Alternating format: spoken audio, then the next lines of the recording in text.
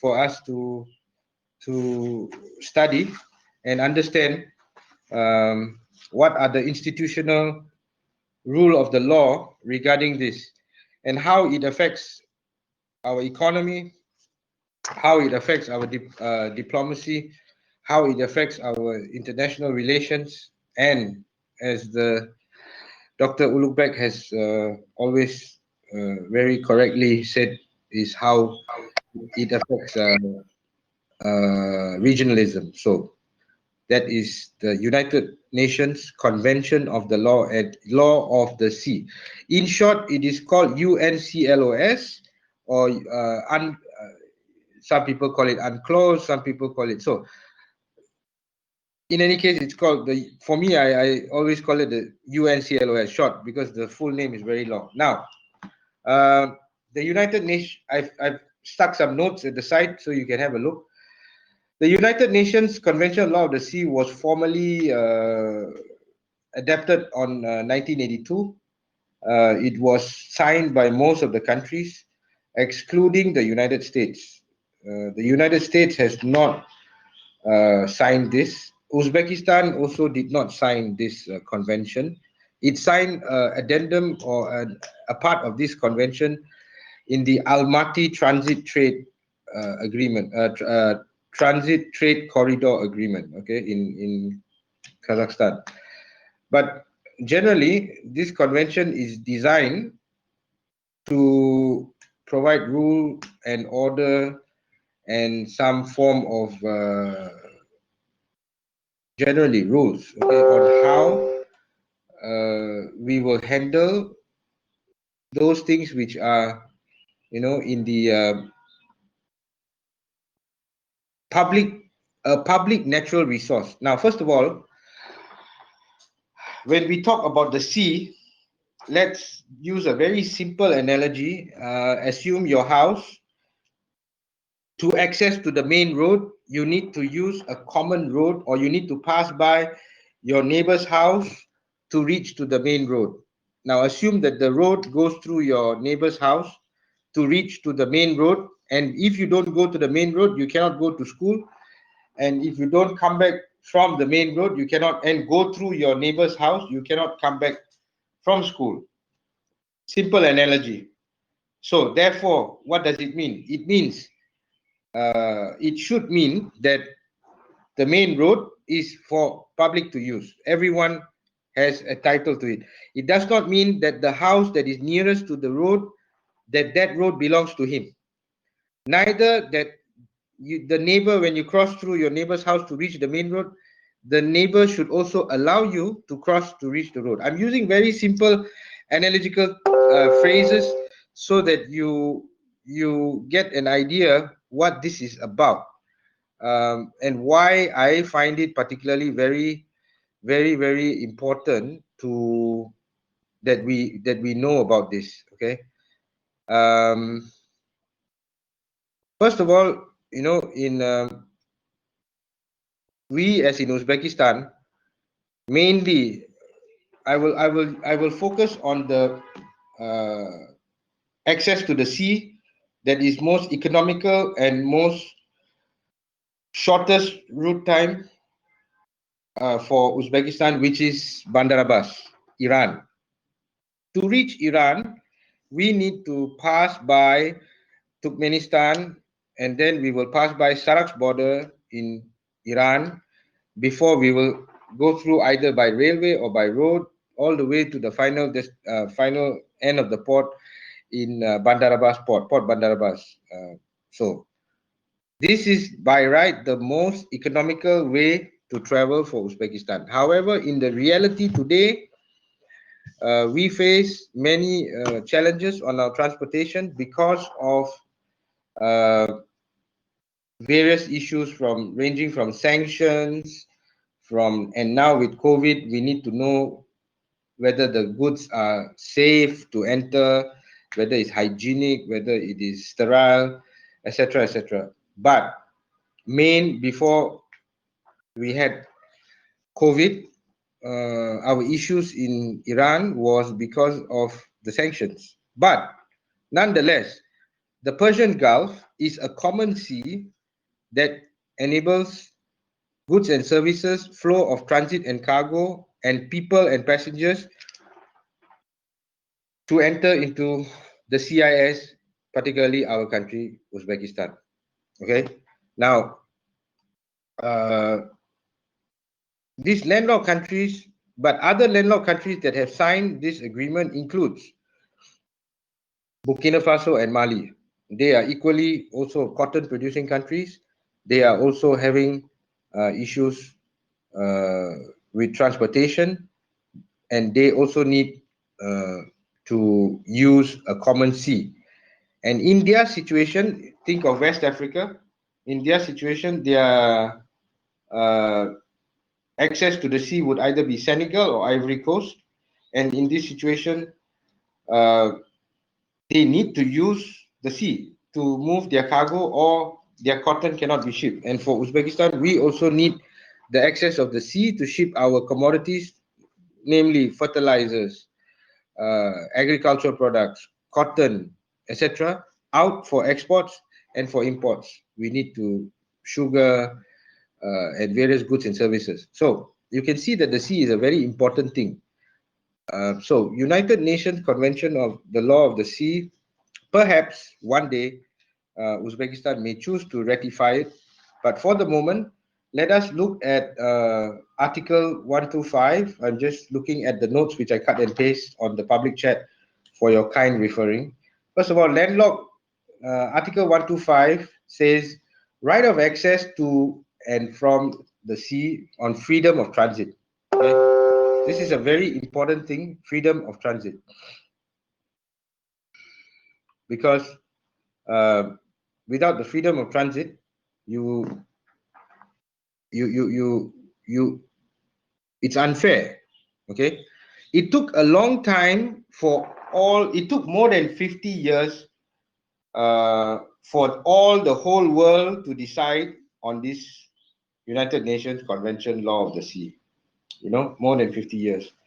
And I would like to make special reference that this would not have been possible if not for the hard work of Professor Tommy Koh, the ambassador at large, and at that time, chairman for this committee to manage this. I will write his name here so that you may read about him, particularly. Now, 50 years it took for everybody to finally decide that yes, the sea is a common area that everybody has a right to use. So in other words, there is a specific measurement of how many kilometers. Before, when they talk about the territory of the sea, which is basically the considered until international water, the measurement for it was based on a cannon ball that will be able to shoot far. Exactly, I forgot how many meters it was, but it's, I think, 400 meters or something like that. But it's the measurement for before international territorial waters. Okay, so after that, they have decided that this is considered as territory of the adjoining territory to the sea. So in other words, if my house is, if my country is next to a sea, there is a border radius of X kilometers. Just let me finalize how many kilometers it is. 200 miles or less than 200 miles? Correct. Thank you for your kind input, brother. So 200 miles was actually calculation from that particular port where a cannonball can shoot out. That's how they came up with these 200 miles. But now we need to understand that why countries are concerned about those who are adjoining their territories adjoining to the sea. They are worried that if this is all international water without any proper calculation, then anybody can bring their navy ships right straight to the border and territory, and you have a military issue. Okay, So this calculation, however, this UN uh, uh, convention, Article 125 says there is a right of access for the hinterland countries. So who are the hinterland countries? Uzbekistan. Let me. So we are considered as hinterland countries, right? And therefore, we actually have these rules give us some proper authority and guidance. Now, whether it is actually followed correctly is a separate issue. First of all, let us talk about the institutional provisions of rules that gives landlocked countries some protection. I call it economic protection. I call it diplomatic protection because as a landlocked country, we, Uzbekistan, has a right for our economic independence, for our military independence, for our right of food and supply and flow of people and transit without obligation or without any hindrance from our neighbors. This is our right because this is a world we live in. This is an inclusive world that we live in, and this world is guided by rules. And the sea is a common area. By right, so tomorrow, assuming uh, we needed our cargo to come in by right, technically, Iran or Turkmenistan should not, under the rules of United Nations, prohibit the the move of cargo coming in. However, uh, in the sub clause, it has mentioned that between these two, your hinterland countries, the transit border countries to the sea, individual negotiations has to be conducted to formalize this movement. So the rules may not prohibit, but the rules can say, so if I'm Turkmenistan and Uzbekistan wants to import sugar, it wants to import anything, it has to comply with customs formalities, various formalities that do not constitute towards deliberate act of prohibition of freedom of movement. I hope I'm you are following me on this, yes? So coming back to the simple example, your neighbor should not make conditions which is impossible for you to cross the road to reach the main road. Is Time to time. sorry? At the same time, it happens time to time. Yes, it happens time to time, and they will use rules, bylaws to say, you know, this and that. But uh, the problem, I think, with the CIS was, I forgot. I think most of the CIS did not sign this agreement. One of the reason I believe was causing this was due to the arbitration clause. Okay, the arbitration clause was final according to this. So if any there is a rules and there's a case that was brought on the United Nations regarding this, whoever was signatory for this, we would have some arbitration. The committee and arbitration of this would would make a decision on the case and it would uh, be final. So I think at that time, Uzbekistan was not really comfortable in 1982. As you know, we got independence very shortly near that time. So those are the issues concerning this. Okay, so shall enjoy freedom of transit, the territory of transit by all means of transport, by all means of transport, including land, rail, and connectivity by sea. That's why today, when you talk about any foreign company that is exporting here or importing something, we always use the word multimodal transshipment. So Uzbekistan, we are very experienced country in multimodal shipments. Okay. Now, the terms and modalities of exercising point two shall be agreed between the landlocked states and the transit states controlling through bilateral and sub-regional agreements. So as I mentioned, we should have suitable agreements in place. And if not, these these are not working, then we have to have complete open channel to negotiate with the people, right? The transit countries. But it also makes provisions. The transit countries shall have the right to take all measures to ensure the rights and facilities shall in no way infringe their legitimate interests. So this is the point 3, which sometimes cause confusion on who is allowed and who is not allowed to the cargoes to move in and out. Okay, so it's a fairly sticky issue on this. Now, the rights of the landlocked countries uh, would be territorial. It extends 12 nautical miles and is measured from the baseline. That is considered territorial, and whether coastal or landlocked. And I will make it easy for you. I will write this.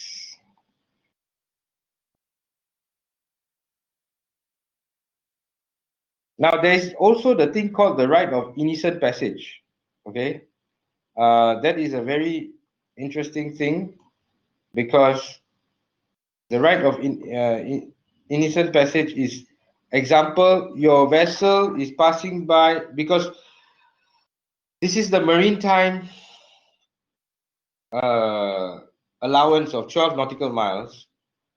But sometimes you have vessels which are on SOS, sometimes which are vessel that is passing by on a non-aggressive, non-military basis. So I'm passing by outside from the main road, assuming, let's take for a very real example, the Gulf crisis right now between America, United Arab Emirates, and Iran. As you know, the Persian Gulf is having tremendous tensions at the moment. They are preventing people, to the Iranians, from access of the sea. Or okay, it's very hard word I'm using. They are preventing. They, by right, the Americans are on a peacekeeping mission in the Arabian Gulf. So everybody is measuring exactly to the level, oh, I did not step past the 12 mile. And if they do, it's important that they declare that I need right of passage. This is one, Straits of Hormuz, correct. The Straits of Hormuz. Thank you, Dr. Lubeck, for, for the input. Straits of Hormuz is a very critical area that is concerning these rights of the sea. Another case study that we can use for reference would be the Cuba and Miami side, when they had the Cuban Missile Crisis. Russians brought the submarine with the nuclear warheads right next to America, and they say it's rite of passage. So, so there are many tests to this, what do you call, rules, all right, which is interesting to actually read about. 1 minute. Now, further, they do mention that there will be, not prejudicial, but however, these rights of safe passage has clearly mentioned that it should not affect the peace and stability of the region, okay, of the coastal states, all right, shall not be prejudicial to the peace and good order of the security, right? So that gives you an understanding. You can have safe passage. Now we are talking about the sea and its common area, but how do we manage? First, we had talked about, in part 1, the main road, going to the main road, going to the sea. The intermediate states should not hinder us. And in the sea, the coastal states also have some rights. So this is one of the most comprehensive conventions that was ever drawn up in the United Nations. Okay. And as I mentioned, Professor Tomiko, why it was very unique that Professor Tomiko was heading this initiative. Singapore is in a unique situation in the Straits of Malacca. it is surrounded by quote and unquote not exactly our best of friends. We so we had many challenges in the past where Indonesia had some acts of aggression. Malaysia would share the common, as you know, Straits of Malacca handles maybe between 70 to 80% of all oil which is being transported to be consumed in Asia and China. So that particular stretch of common sea is very important. So you can see that this United Nations Convention on the Law of the Sea covers not only for landlocked countries, but it covers for everything. Okay. Now, you need to update Bixby Voice to continue. Sorry, I think my phone is becoming too intelligent. Now, I would like to next share with you is Article 86, okay?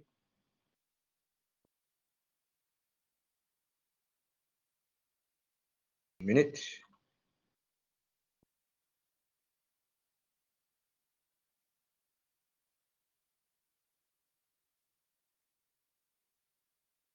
Yes, almost 25%. So, correct, of the world trade. And for the oil trade, it is almost a huge amount that is going through there, to be consumed.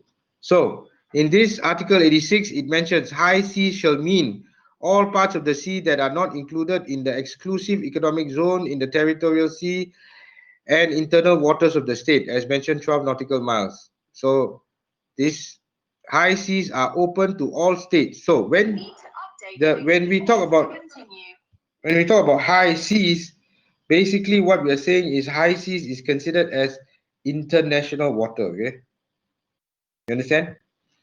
Now, what is interesting about international water, as you can see from many James Bond movies, some American thriller movies, oh, we are in international water, we are, because the laws apply to which country on if it is considered on the waters or territory of that particular country. Okay, these rules apply. For example, in Malaysia, it is I'm just using a commercial example here for your understanding.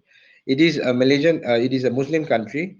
There is only one, uh, casino license that is issued in Malaysia. Okay, which is regulated by various rules and sub rules, like you can do this, you cannot do this. So what happened was the operators of these uh, casinos decided to buy vessels, and they would bring these vessels to international waters, and they will start their casino over there, and they will make, so they built cruise ships. This is another example of how the rules of international waters covers. All right, so in this international water there is freedom, uh, there is various freedoms that include freedom of research, anyone. So it means that if tomorrow Uzbekistan decides to have a vessel that is going to fly an Uzbek flag and on the vessel and goes out to the international waters, it will be governed as per international rules of Uzbekistan internal rules on international waters. Do you understand what I'm saying? So if we actually had our own flag and our own vessels, we can do it. Okay, it's allowed under these rules. All right. Interesting concept, I guess, for you guys, because we have been landlocked for so many years. I always thought about it like, why couldn't we have our means Uzbek vessels flying our own flags under our rules in international waters? You know, and because we are always focused on railway. But we are eligible. We are eligible under these rules. Yes, we are. We are under these rules. We are. Okay. But I think the first step is we need to actually sign this agreement before we can be eligible. Okay. So, I will not talk so much on what the transit states will do. One of the what they can do, they cannot do. Convention linked to the General Agreement for Trade and Tariffs. Yes. Is there any linkage between two of these documents? No. No. Tariff is separate. This GATT agreement. no. This totally different. This is just to give you access and the right of passage. Okay. Voters.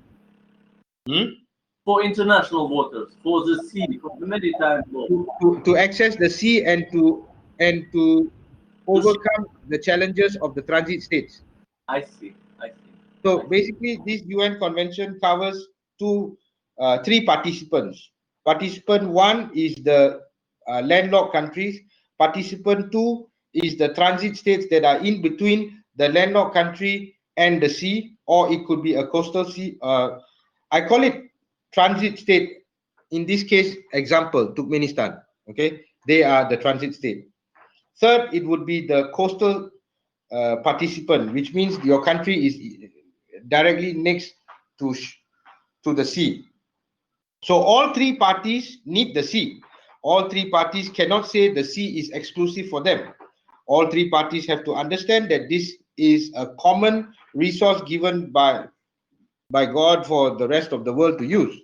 I mean, for those who are atheists can say yes, it's a common resource. So we should this convention law of the sea is basically clarifying that we have the possibility to use it without any hindrance. All right. All other tariff agreements in this should be bilateral agreements or regional agreements, whether it is tariff, whether it is trade, it is uh,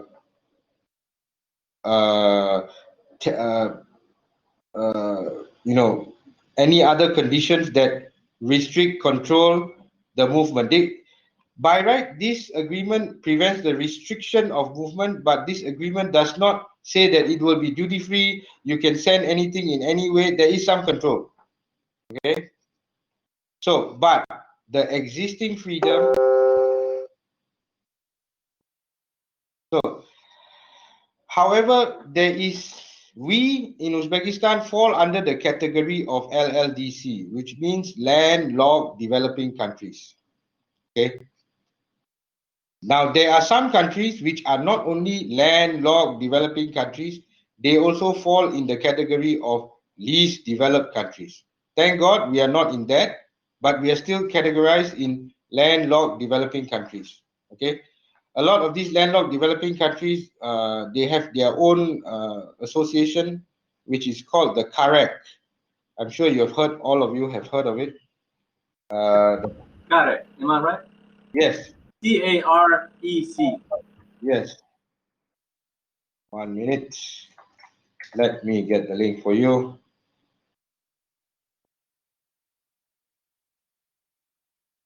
So you can read on some of this from here, which Uzbekistan is part of this CAREC program.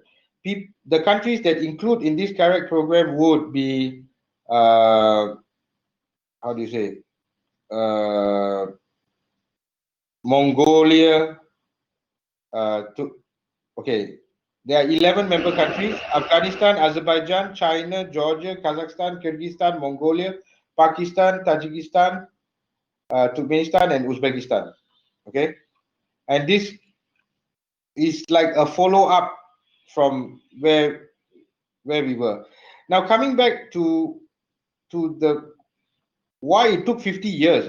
It really took 50 years after World War II for everyone to actually finally come to a common understanding that yes, we have to live in the same world. Yes, we need to share our things together. You know, I think all we covered on the British colonization in the world. We understood that they went there to trade and everything.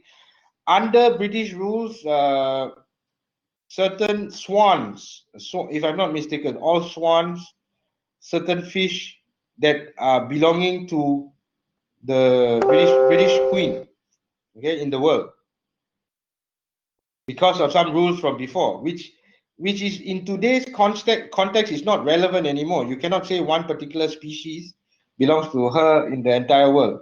You get my point? There are almost 37 countries in the world, which are there are 37 countries that are landlocked, and they enjoy the rights of sea passage passing through the transit under these rules. Okay, and I would very much like you all to read these things on this UN CLOS and try to think. Uh, I have a few questions on this myself, which I would need further clarification from the UNCLOS. So let me share with you. You're not the only one with questions. I have questions too. If the UNCLOS was or is rules that prevent access to the sea and passage, uh, you know, when the Americans implement a sanctions, is these sanctions contravening with this act of UNCLOS? That is actually arguable, in my opinion. Okay, in my opinion. Because America didn't join. Am I right to this convention? Yeah, America didn't join for because I think they also did not like the arbitration final to be there. But they did sign some side agreement like, oh, we noted the text. When all these countries sign the addendum, if you look at the final signed agreement, you will notice that every country has written an additional letter to put inside this contract and say that we signed this, we agree with this, but it should not infringe with the legal constitutional rights of our independent country and the sovereignty rights of our country. Almost every one of them who signed this put this letter inside this UNCLOS. I think almost everyone, you know. Surprisingly, countries like Mali and Burkina Faso and some other, Benin, Chad, they signed it much earlier than everyone else.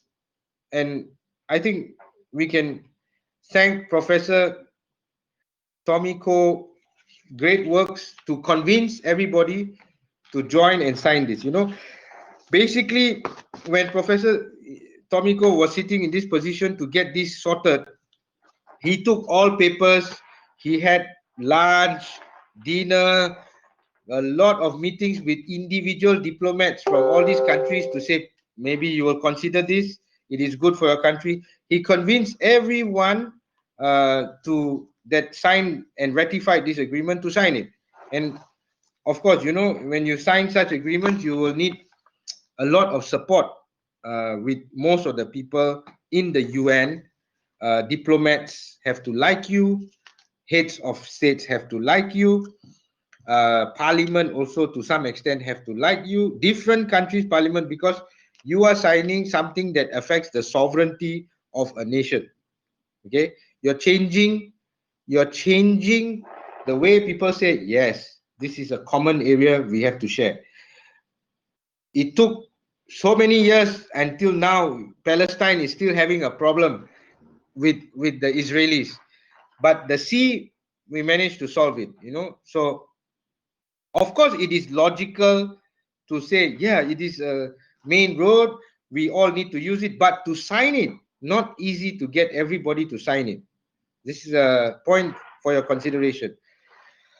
But as I said, there if if we argue that the US was not a signatory to this, then my next question would be, what about the European Union countries? They are also signatory to this, but they impose, sometimes they follow bilateral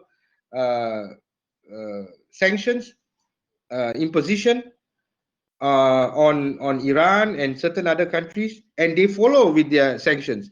So what implication does a sanction have on a landlocked country like us? Because in my opinion, it is the prevention.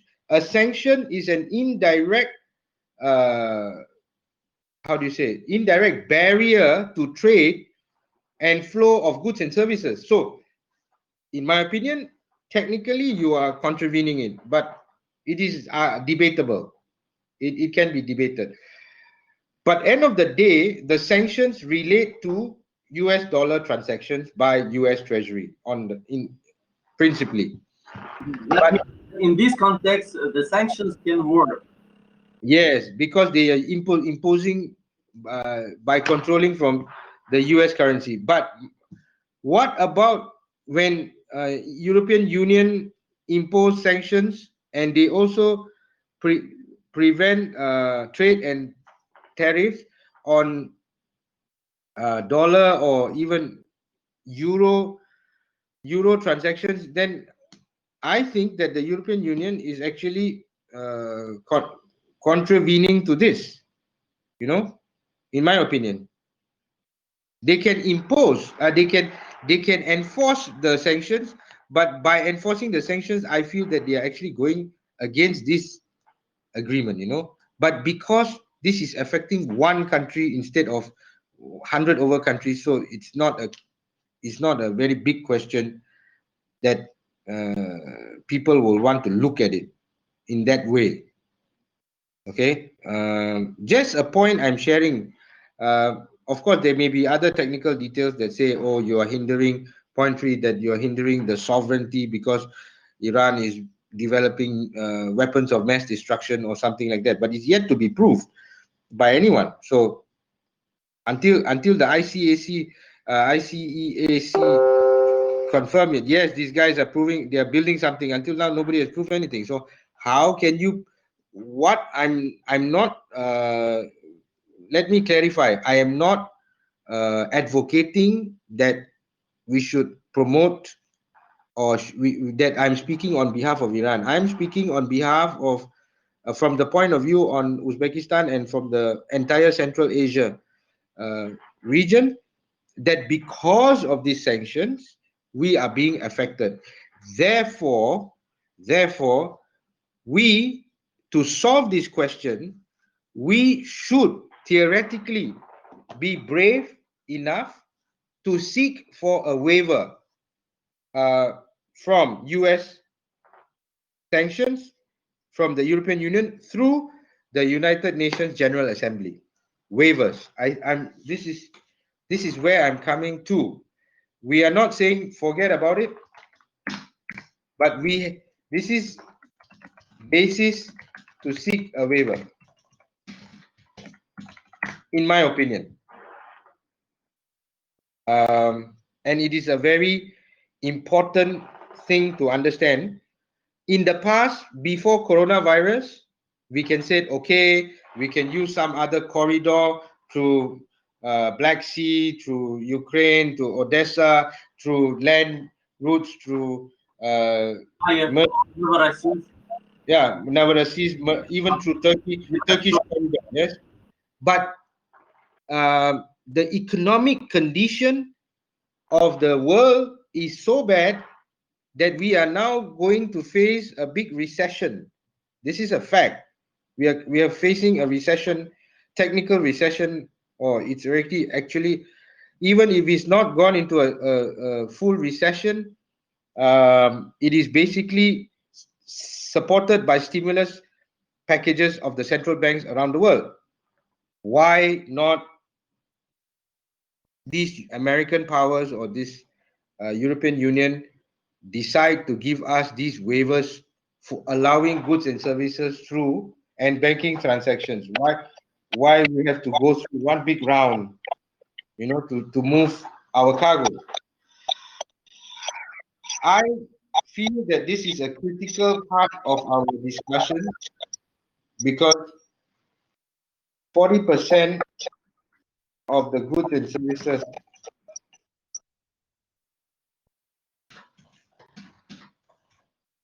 I'm writing it down so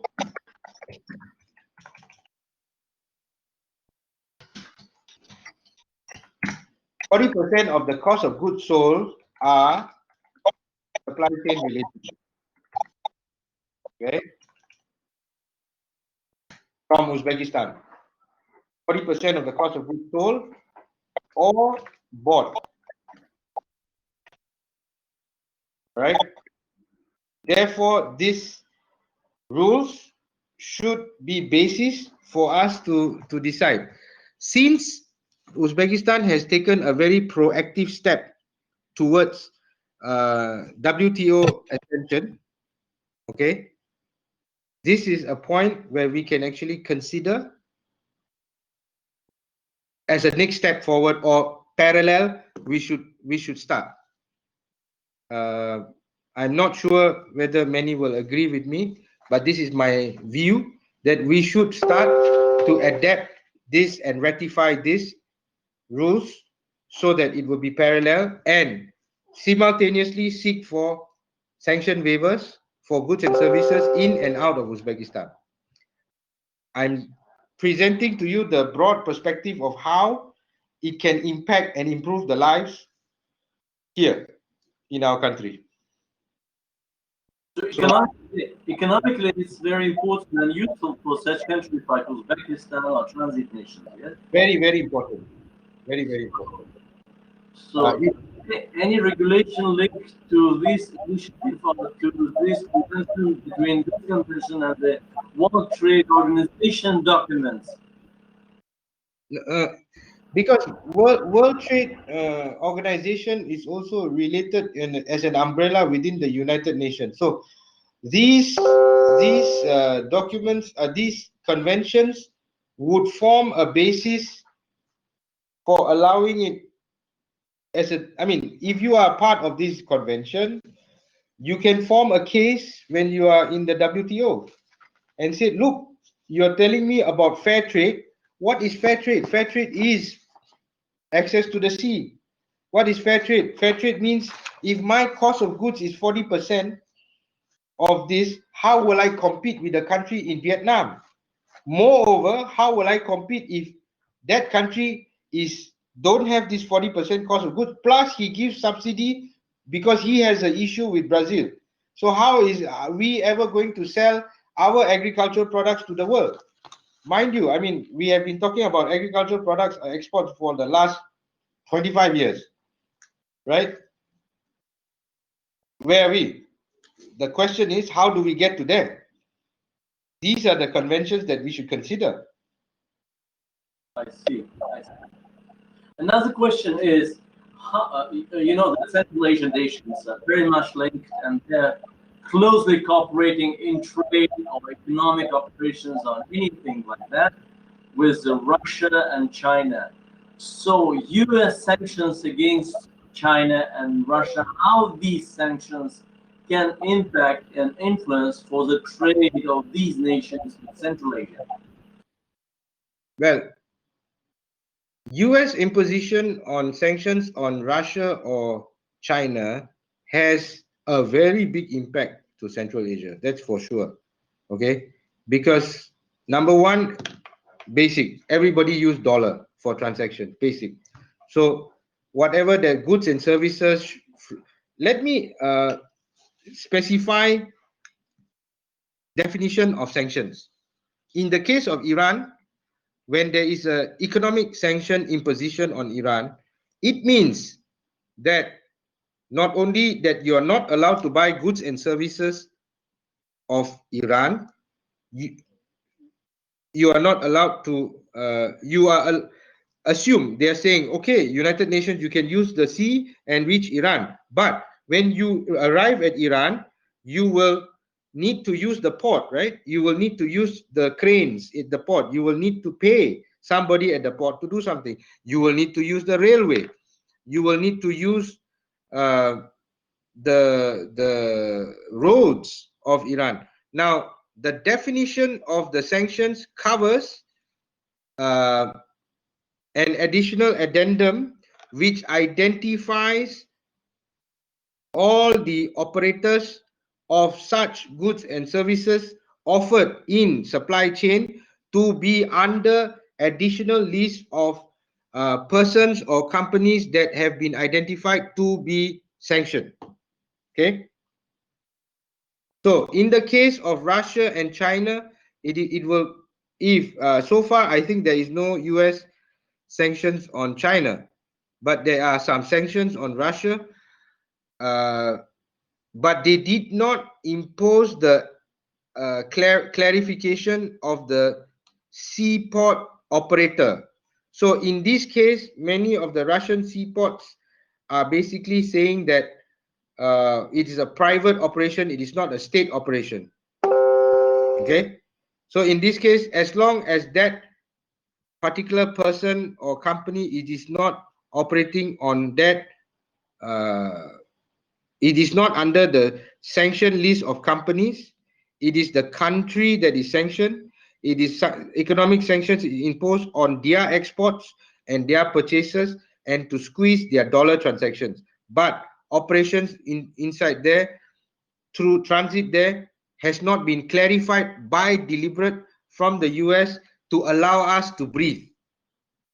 Okay, so that is what we as Central Asian countries have to constantly discuss with the Americans. Hey guys, you know, we need to, you can't cut us off from the rest of the world.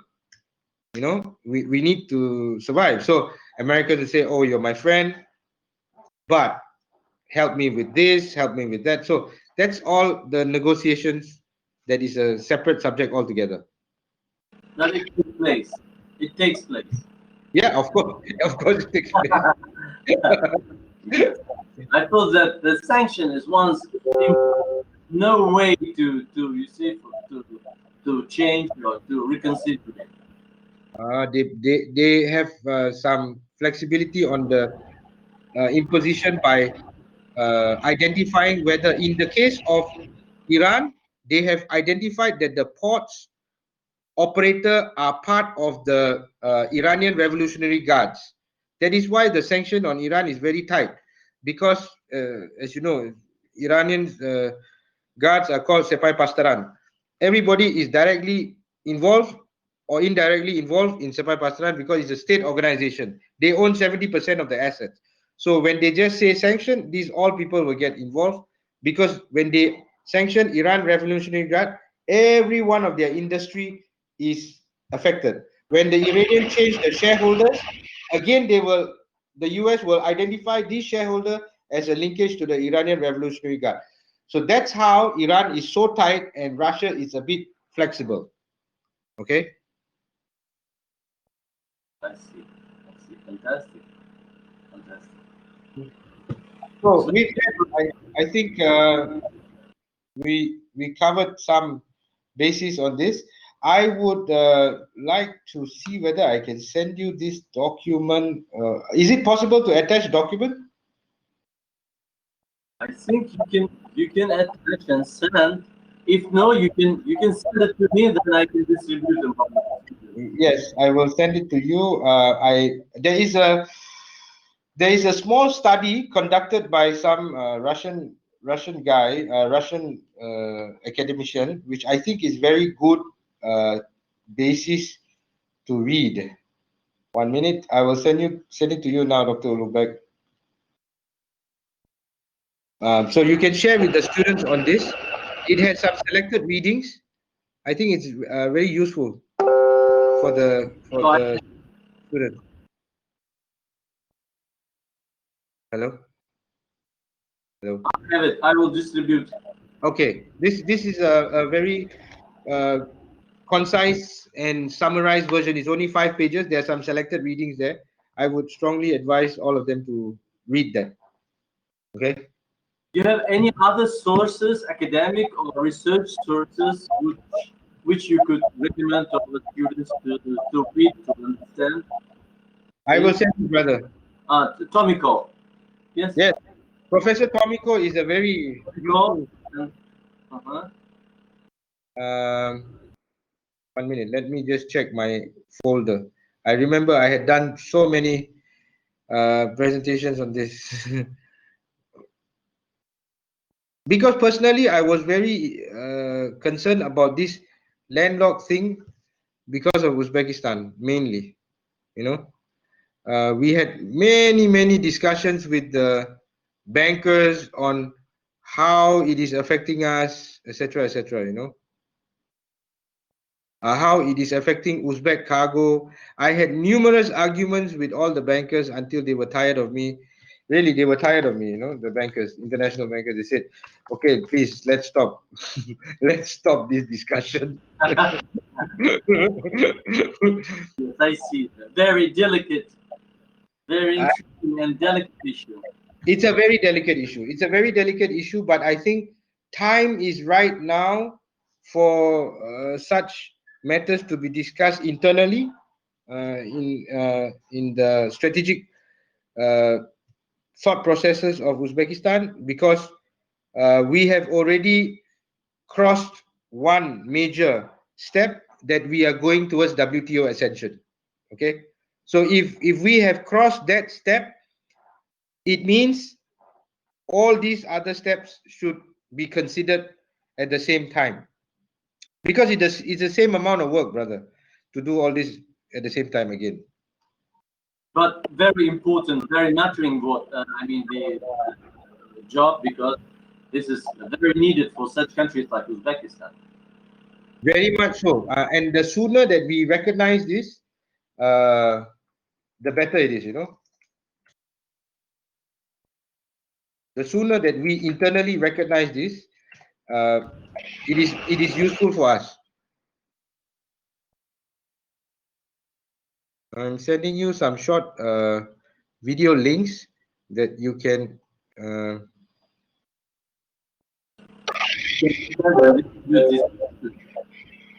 So with that, I think I will end my very humble presentation.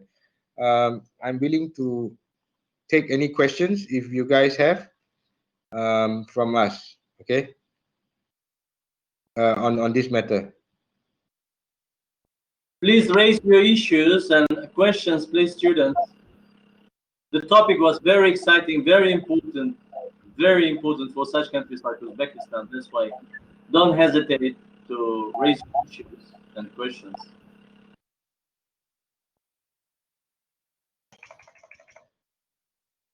You're referring to another source uh, to read.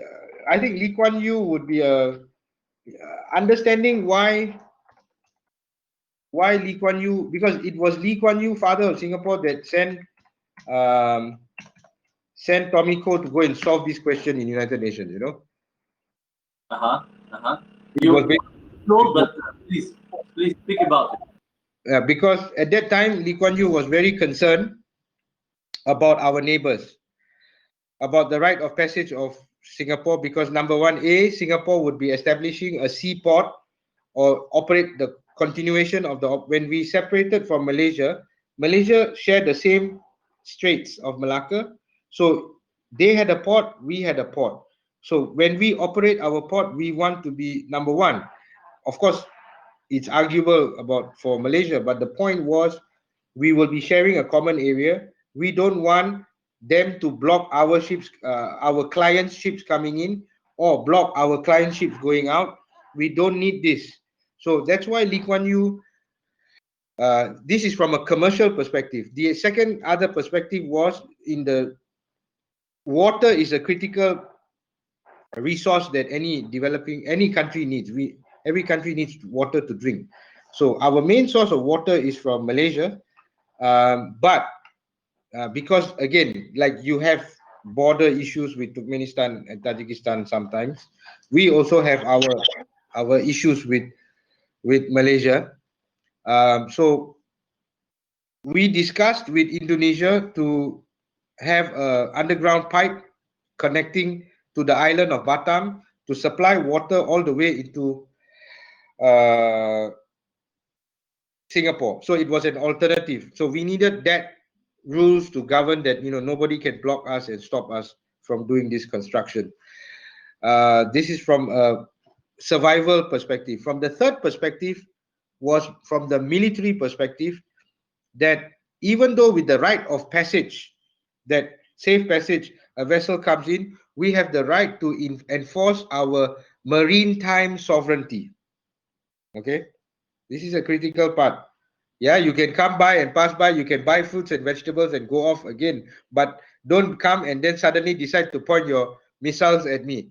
This was Lee Kuan Yew's thinking. Protect military, ensure business sustainability and viability, and essential supplies should not be disrupted. So these were the three fundamental reasons he sent Professor Tomiko, who was a very intelligent, very talented man, to sit in the United Nations and solve this question with everybody and get everybody to sign this agreement so that we can be part of this signatory and it can work for us. So we felt that this would work for us. You must understand, Professor Tomiko is by profession a lawyer. He's now a professor in NUS. Lee Kuan Yew, by profession, is a lawyer. Many of the leaders by profession in Singapore started as lawyers. So they understand what a rule-based society and a rule-based world is, and they understand very clearly how to defend themselves by rules in the international stage. As long as you're clean, by rules, you will win. This is the main point. I see. I see. I see. Very interesting and very important points to understand. So, if our young colleagues do not have any question, let me thank you on behalf of all our university community, especially young researchers, students, and teachers, instructors, and professors of our university for such opportunity to listen in these days your fantastic lectures, for mentoring, sharing your expertise, sharing your knowledge on these very important elements and aspects of international and regional relations in the context of regionalism. That's great. And the last time we talked about the specifics of international negotiation, let me thank for that too. It is your serious contribution for the education process of our university. So, dear friend, thank you very much. Thank you for everything you did in these couple of weeks. Thank you. And once continue, and we definitely we have high hopes for more your classes and opportunities to listen to you. My pleasure, brother. I always will make time for. Maybe now this will be my new alma mater. Yes. Yes, yes, it will be good. It will be fantastic. So we have a great hope. Thank you, brother. To have you as our collaborator and continue such very important discussions and lectures, as we discussed some days ago. Sure. We have to continue, dear friend. Sure. So, brother, thank you very much once again. Thank you, brother. Thank you. Thank you. Have a good day. Bye-bye. Goodbye.